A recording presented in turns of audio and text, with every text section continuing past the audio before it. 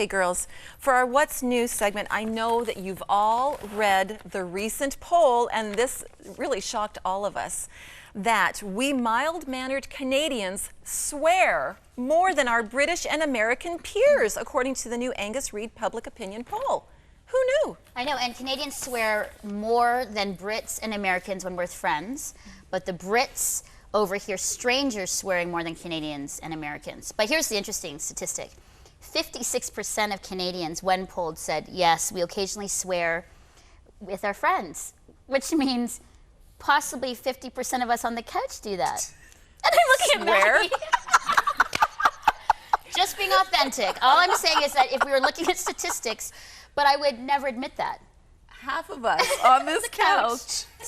Well, before we throw away the idea that any of God's girls would speak a four-letter word or swear, a little awareness here. At the risk of sounding prude, Christian swearing, ladies, we probably are all guilty. What do you mean? What do you mean by that? Like Christian swearing? All right.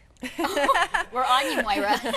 She is ready. Gee, golly, gosh, darn. Those are all euphemisms for Jesus or God. There are little replacements for the phrases that are blasphemous. In fact, they're called tame curse words. Oh my gosh, golly gee whiz, darn, I better stop saying all that. And if you So go you're to swearing right but now you're swearing on right now. television. I am sorry, but I have to illustrate.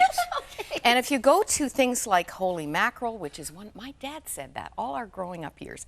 I'm trying to weed it out. Holy smoke, holy moly, holy cow. Well, what do you say then, These Moira? are blasphemous oaths. Are you honestly? Expletives, I'm sorry. ladies and gentlemen. So I just want to illustrate that you're going to hear it. You'll hear it even from our guests from time to time.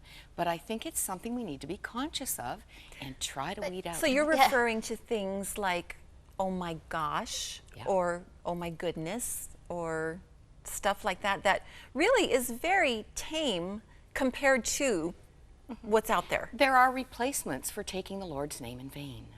Why do we need a replacement for taking the Lord's name in vain? Well, at least we're not taking Yeah, the we're Lord's not, name though. in That's the vain. thing, is that We're I'm not doing that. confused because I think when I look at this, I go, do I admit that I swear once in a while?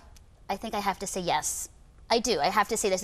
Sometimes I do that. Do I feel great about it? Not so much. So now what you're saying as a Christian, because there's going to be people that are watching going, well, I'm not, and this sounds so foreign to me. Like you're actually debating, gosh, golly, darn. You know what I mean, Moira? So I'm trying to understand. You know so what gosh darn really stands for. And I Well, will yeah, say- I know, So I guess but my question is, what should we say? yeah, what should we say? Well, the Bible says, let your yes, Jesus said, let your yes be yes and your no be no. Simply let your yes be yes and your no be no. And what do you mean What by do you that? mean? What does coarse, that mean? coarse language is not appropriate. Oh, I think we would all I agree would with agree with that. that. Sure. But if But, I was mad, or if I was just saying wow or whatnot, what's the wording? What are you saying and suggesting for people then to say?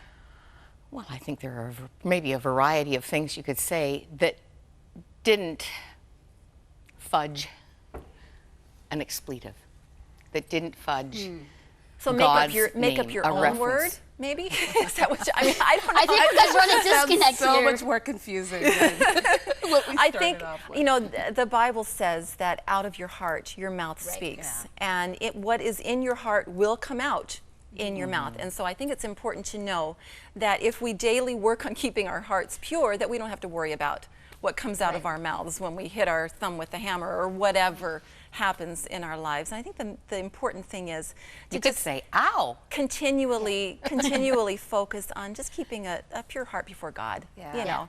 And none of us are perfect. No. Right. You know, we've But all... I think this is an ignorance issue. I think there's a whole generation that doesn't even have a clue.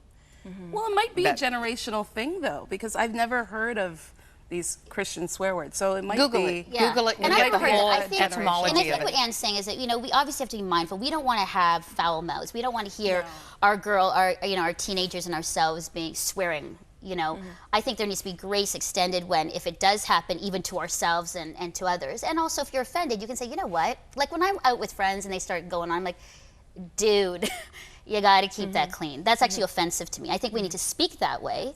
And I think it's a call for people to say, you know what? cool it on the swearing. Yeah. You know, And people then learn what is tolerated around you and what you don't tolerate. yeah, it's Well, it's a good respect. conversation, and it is a surprising opinion poll that came out that says Canadians swear more than other countries. So, as a Canadians, distinction. maybe in general, we need to work on that.